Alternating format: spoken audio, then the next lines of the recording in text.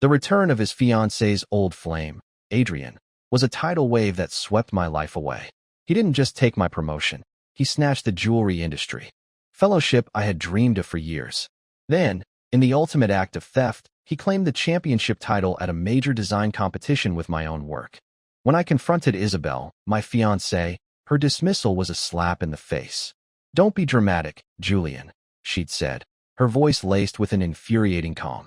"How can you even compare yourself to him?" That was the moment I chose to escape the farce. I joined her fiercest competitor, clawed my way to the top, and became the industry's new golden boy. And Isabelle? She came back, tears streaming down her face, holding a diamond ring the size of a quail's egg, begging me to marry her. I simply wrapped my arm around my new partner's waist, gestured to the company shares I now owned, and threw her own words back at her with a smirk. "Don't be ridiculous. How could you ever compare to her?"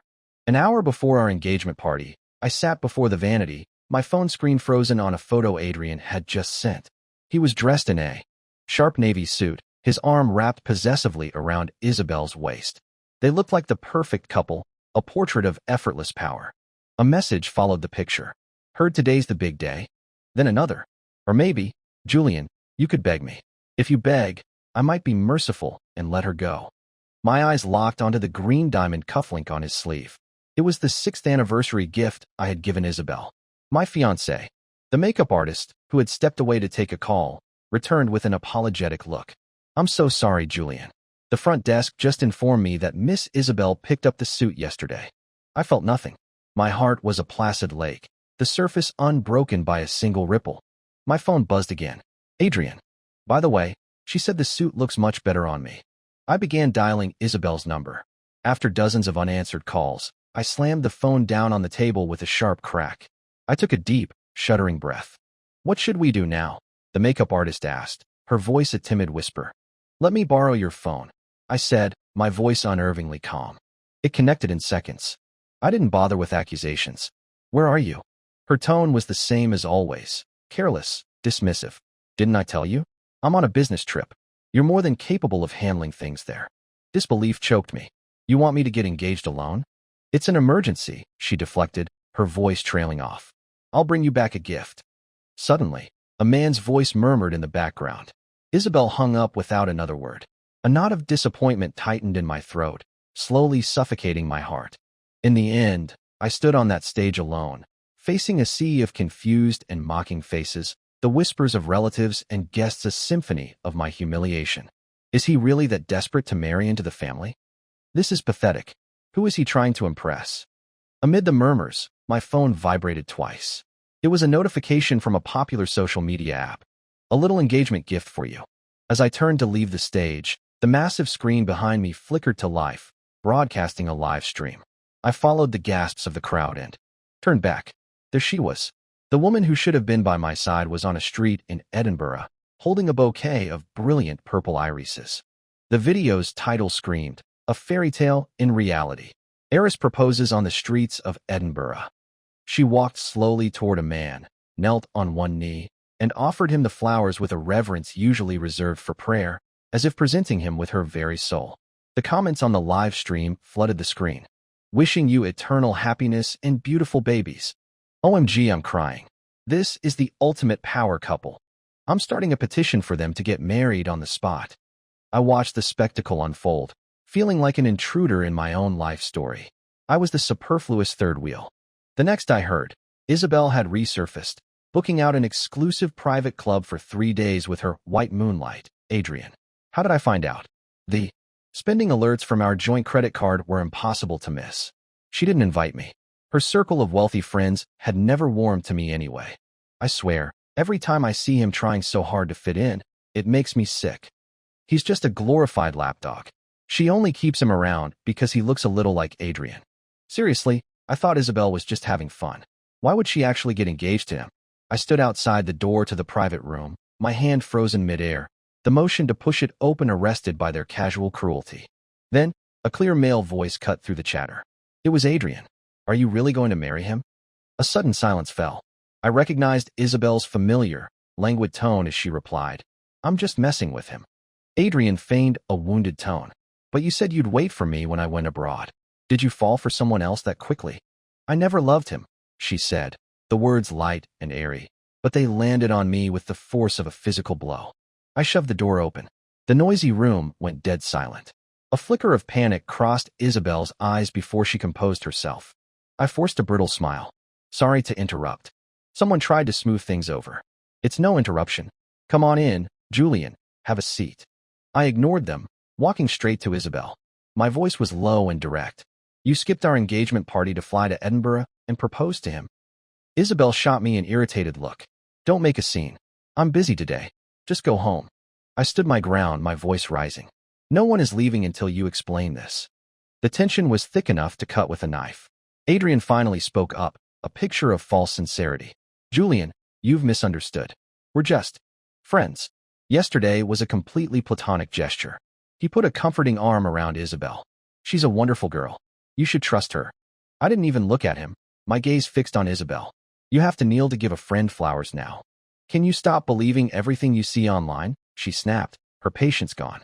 Look at you, acting like some brainwashed, jealous husband. Am I overthinking this, or is your conscience guilty? You know the truth. As my anger reached its boiling point, Adrian stepped forward, holding a glass of water, his voice dripping with faux concern. Julian, calm down. Nothing happened between us, I swear. Here, drink some water. My hand jerked.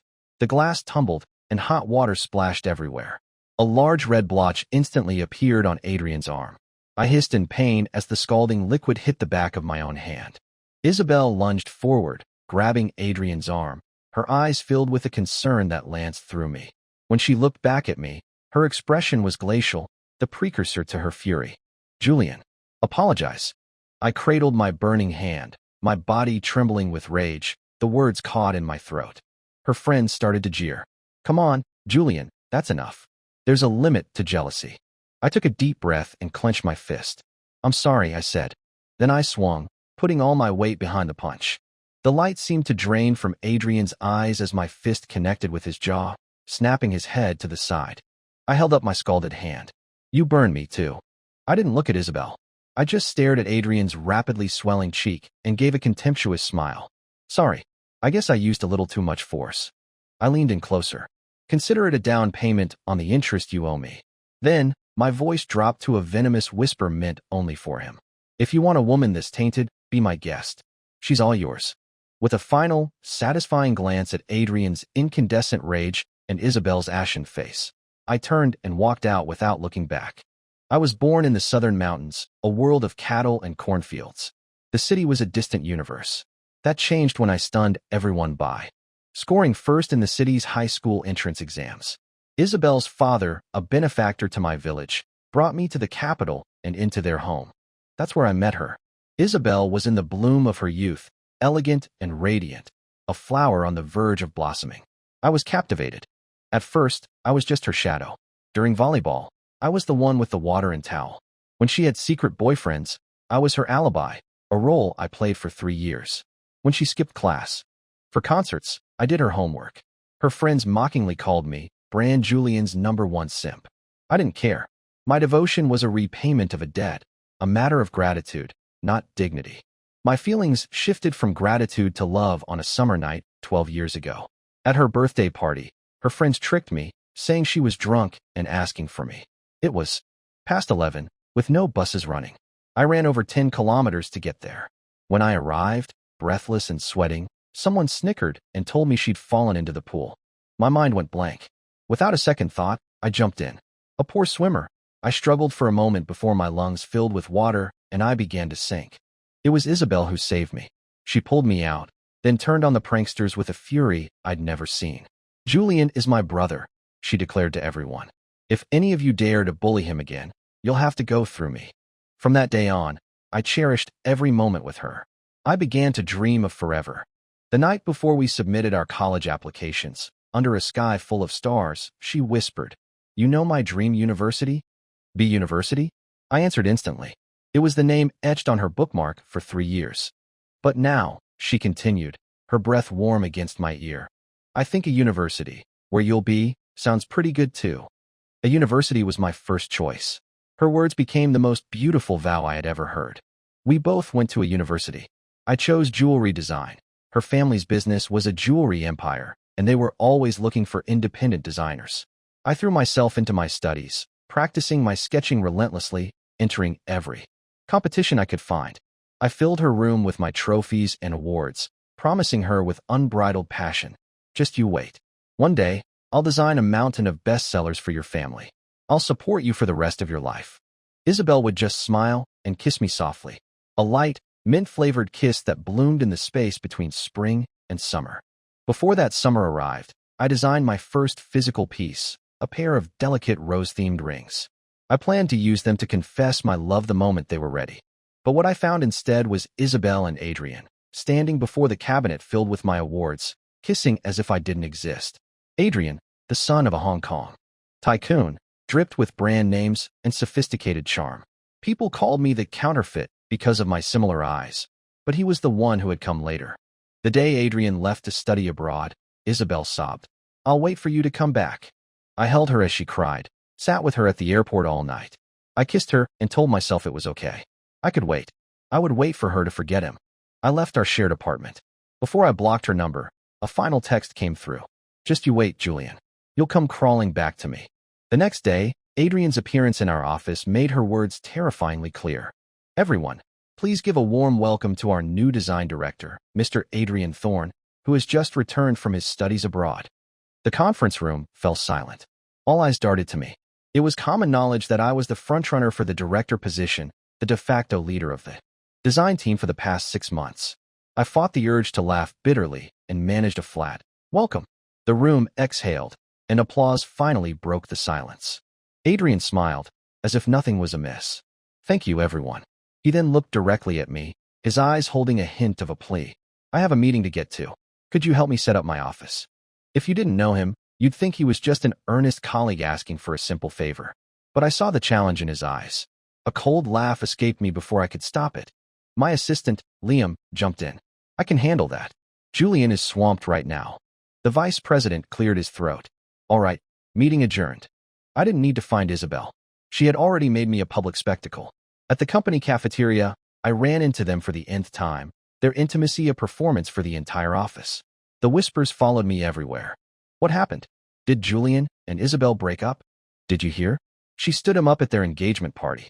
It's a shame, but he was aiming too high, trying to marry into that family." My phone buzzed. A text from her. "This is your final warning. Move back in. I'll give you whatever you want. Just be good." I looked up and my eyes met Isabelle's from across the cafeteria as she put her phone down. I was the first to look away. "I have to go," I told Liam, leaving him mid-sentence. "What's wrong?" Adrian asked, noticing Isabelle's strange expression. She bit her lip, a cruel glint in her eye. "I'll do what you suggested yesterday." A cold war descended between us. My latest design draft was rejected by Adrian for the 6th time. "What is this, Julian?" I specifically asked for rose elements. "This is unacceptable. Roses don't fit this collection's theme." "And who's the director here?" Adrian tilted his chin, his arrogance on full display. He tossed the draft onto my chest. "Redo it. One more time like this, and I'm reporting you for insubordination." I took a deep breath, swallowed my rage, and turned to leave. "Isabelle, darling, Julian hasn't been himself lately. You should talk to him." Adrian's sickly sweet voice drifted through his open office door as I walked past. "At this rate, he's going to drag the whole department down." I stormed back to my desk and slammed the papers down. Liam quickly handed me a glass of water. "Breathe, man. He's not worth it." After a few sips, my racing heart began to slow. "Thanks," I asked, my voice strained. "Did the approval for the ASD program come through?" ASD was a prestigious French jewelry house with an annual exchange program with our company. The program head, Alan, was my idol. Liam's face fell. I already knew the answer. My stomach dropped as I opened the application portal. The word "rejected" was stamped in red across my file. I called the VP. "What?" he exclaimed. "That spot was supposed to be internally recommended for you. The CEO said so in this morning's meeting." I hung up and marched straight to the CEO's office. How could I have forgotten? She had personally promised me that spot. Only she knew how desperately I wanted it. This was her game. Petty, vindictive, a display of absolute power. I burst through the door without knocking and found them standing intimately close. Isabelle shoved Adrian away, a flustered look on her face. He smoothed his suit, feigning composure. Well, he's here now. You two should talk. I'll be on my way. He walked past me, then paused, a triumphant smirk playing on his lips. See you at dinner, he said to Isabelle, a clear demonstration of his victory. She nodded at him, then turned to me, her brow furrowed. Why can't you ever knock? I sneered. Did I interrupt something important? Can you stop with the conspiracy theories? There's nothing between Adrian and me. Fine. Then why did you give my recommended spot to him? I heard you haven't been performing well lately, she said coolly. So the spot that was mine, you just gave it away? The company gives the spot to whoever is deserving. Don't be so petty. Do you have any idea how much overtime I worked for that? How many projects I led? I shot back, my voice shaking with fury. She was unmoved. I know. But what you don't know, she said, her voice dropping, is that all your hard work means nothing compared to just bowing your head to me. My fists clenched, wrinkling the fabric of my trousers. Julian, I'm trying to teach you something. I haven't been unfair to you. It's only when I take things away that you'll realize how much you've been given. Come back to me, be obedient, and I can pretend none of this ever happened. I took 3 steps back. Isabelle, I said, my voice low and heavy. Everything I have, I earned myself. I wasn't with you for your family's money or connections. I looked her dead in the eye. And now I'm telling you, this company isn't big enough for both of us. A faint, mocking smile touched her lips.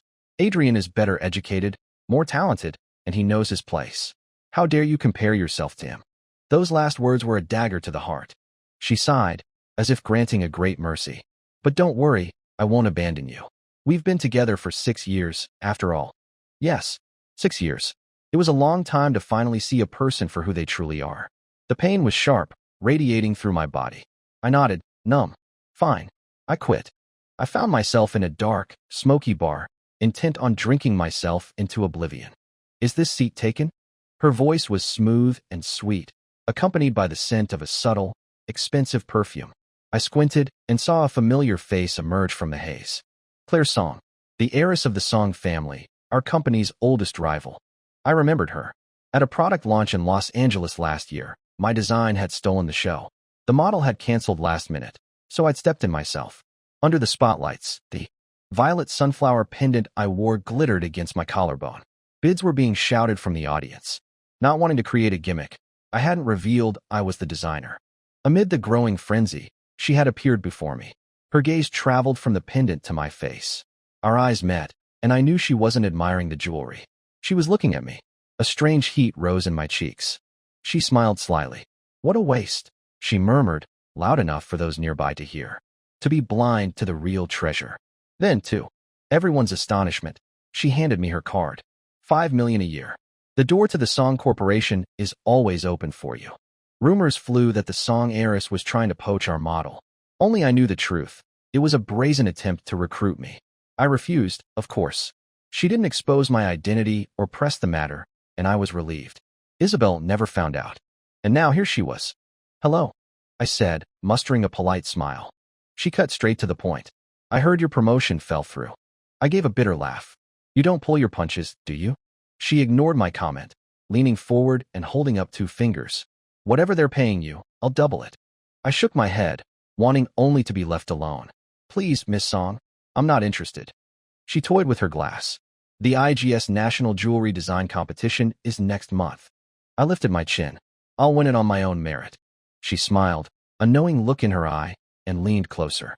Are you sure you can? She whispered. Her question echoed in my mind. A phantom of doubt.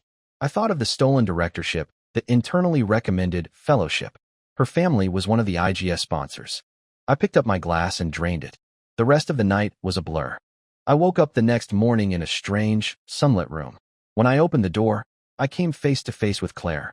Her eyes darted away, and her ears turned a brilliant shade of red. I was utterly confused. Did something happen? I glanced down at my clothes, which were thankfully intact. My movement only seemed to make her more flustered. Nothing. I swear, nothing happened, she stammered, but her expression told a different story. Something had definitely happened. I brushed it off with a casual laugh. Well, thanks for last night. I should get going. She nodded furiously. Right? I'll drive you. She dropped me off at the entrance to my old office building. I was just there to pack my things. Hey, she called out as I got out of the car, looking like she had more to say. Be careful. An electric scooter blared its horn behind her. I instinctively pulled her out of its path. In that split second, a fragmented memory flashed through my mind. Me, stumbling toward her in a drunken haze, the world spinning, my face accidentally burying itself in the soft, magnificent peaks of her. I froze on the sidewalk, a mortified statue. What the hell do you two think you're doing? A furious shout snapped me out of it. I let go of Claire and turned to see Isabelle, her hair a mess, dark circles under her eyes. She was a far cry from her usual immaculate self. A strange sense of satisfaction washed over me. But Claire was faster.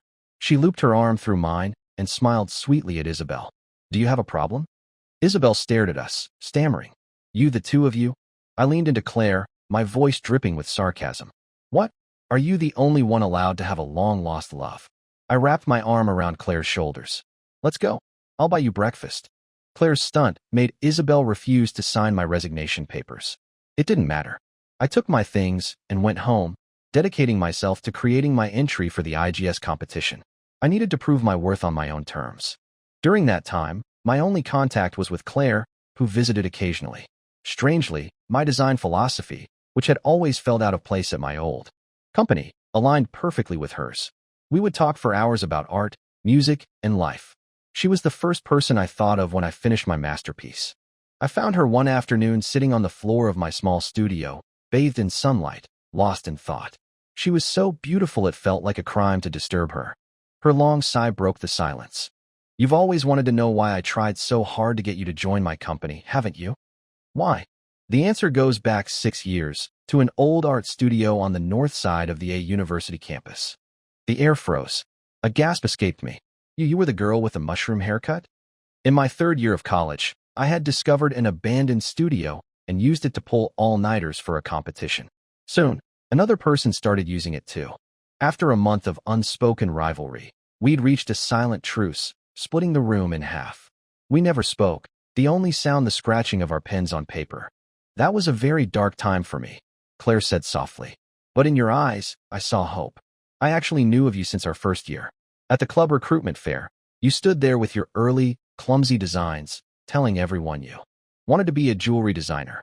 Later, when you represented our school at the nationals, you told the judges the same thing. I couldn't help but imagine what it would be like to stand beside you, fighting for the same dream. She looked away, then back at me, her expression softening. What's wrong? Huh? I touched my cheek and realized it was wet with tears. A sob shook my body, and I buried my face in my hands. I felt a gentle hand on my head, then my forehead was resting against a firm, steady shoulder. Trust me, Julian. You have all the talent you need, she murmured. As for the rest, let me help you. Okay. Thank you. I choked out. After a month of fierce competition, I made it to the finals. The exhibition hall was a sea of elites, the air thick with perfume and ambition. My eyes found the most crowded display. I drew closer, and my blood ran cold. Claire came up beside me and read the nameplate aloud. Moonlit Crossing. That's not my final piece, I said, my voice tight with confusion and dawning horror. I scanned the hall, my eyes landing on a familiar figure. I strode toward him, grabbed a glass of red wine from a passing tray, and flung its contents in his face. Ignoring the gasps of the crowd, I roared, "You shameless thief! You plagiarized my design." It was the draft I'd left behind in my apartment, copied down to the last stroke. What are you talking about? Adrian sputtered, feigning innocence. I don't understand why you're always targeting me. Is it just because Isabelle used to love me?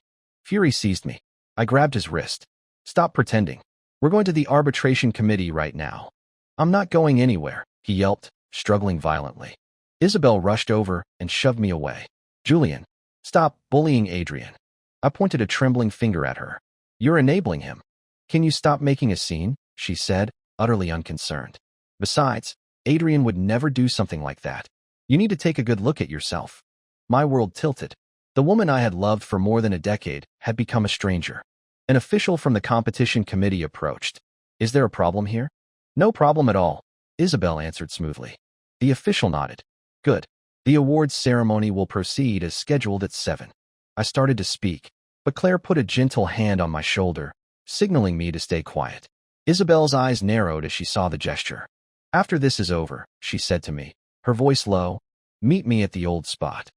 The old spot was the jacaranda tree at the entrance to a university just across the street. I glanced out the window at the sea of bluish-purple blossoms. The jacaranda, Claire whispered in my ear, symbolizes love and despair. Instead of clinging to something that was never right for you, perhaps you should look at what's right beside you. And now, the host's voice boomed from the stage.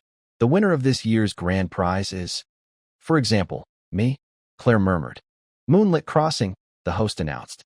The two voices struck me like lightning. Claire slowly raised her hand.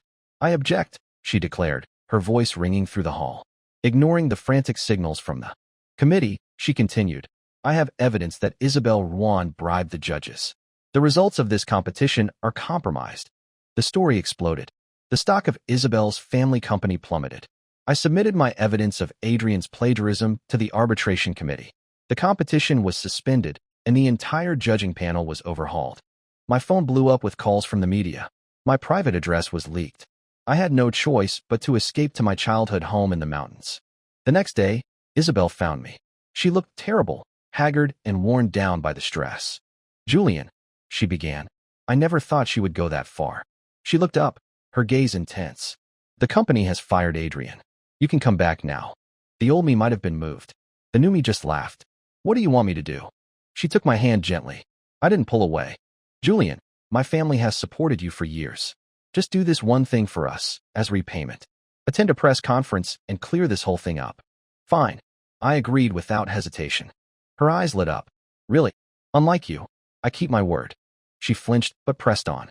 After this is over, let's get married. I feigned surprise. What do you mean? I saw the back of the Moonlit Crossing design, she said, her voice thick with emotion. It was a design for our wedding. I finally realized how much you love me.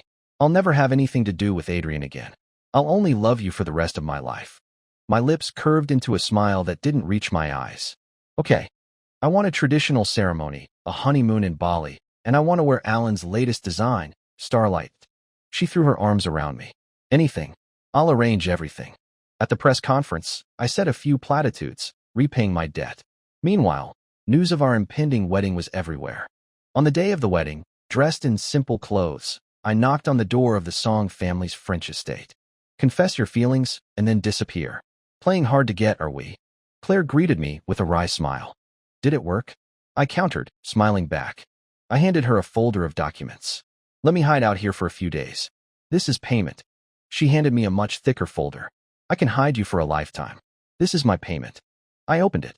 Inside were an ID card, a household register, bank cards, a share transfer agreement, and the deed to a penthouse apartment. I sighed dramatically. You know, I'm a very greedy man. She leaned back, looking pleased.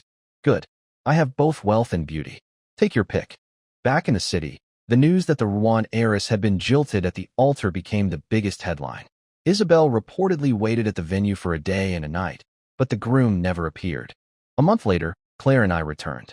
I turned on my phone to a flood of thousands of missed calls and messages. I cleared them all with a single tap. After finalizing my employment at the Song Corporation, I went back to my new apartment and was met with a passionate, desperate embrace. Isabelle, her hair wild, stood before me, completely naked. She shoved me onto the sofa and straddled me. Isabelle, are you insane? I yelled, struggling against her. She was like a woman possessed, muttering, You're mine, Julian. Only mine, as she tried to kiss me. I bit her lip, hard. The taste of blood filled my mouth. Don't make me lose all respect for you. Her frenzy stopped. A sudden force ripped her off me, and a blanket was thrown over her, covering her from head to toe. Claire stood there, arms crossed, her expression disdainful. I've never seen someone so shameless. Humiliation washed over Isabelle, and she covered her face and began to sob. I knelt in front of her. She looked up, her eyes full of hope. Julian, you're not leaving me, are you? I sighed and patted her cheek gently. Do you understand now? This is how you used to treat me. I'm sorry, Julian, she whispered. I smiled faintly. Don't be. I stopped caring a long time ago. Panic filled her eyes. No, that's not it. I turned away. Love that arrives too late is worth less than weeds. Claire looped her arm through mine. Miss Ruan, if you don't leave my boyfriend's apartment, I'm calling the police. Isabelle shot Claire a venomous look, but her final words were for me. I don't care. I'll wait for you, Julian. Just like you used to wait for me. I know you're just trying to teach me a lesson. To show me.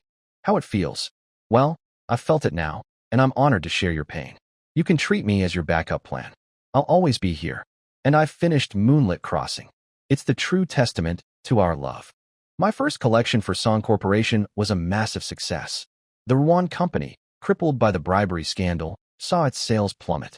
I was officially the design director at Song Corp, and the media had dubbed me the king of jewelry. The title stuck. Near the end of a televised interview, Claire leaned into the camera. "I have an announcement to make," she said. "We're getting married next month. All members of the press are welcome."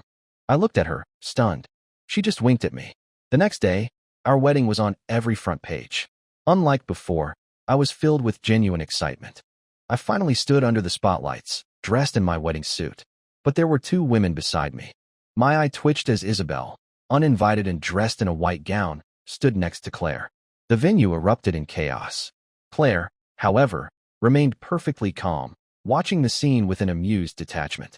"Julian," Isabelle began, her voice trembling. "It was only after I lost you that I realized I can't live without you. You learned design for me. My room is still filled with your trophies. All I can think about are the years we spent together. Our pets, my favorite foods, the dresses you picked out for me. My future makes no sense without you." She pulled out a massive diamond ring, tears of conviction streaming down her face. "Julian," she pleaded, "will you marry me?"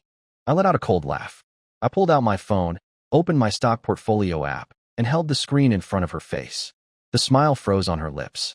I wrapped my arm around Claire's waist and pulled her close.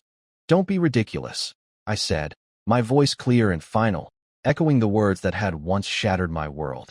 "How could you ever compare to her?" I didn't look back at Isabelle again. Together, Claire and I walked toward the center of the stage, toward the bright, beautiful future that was waiting for us. The end.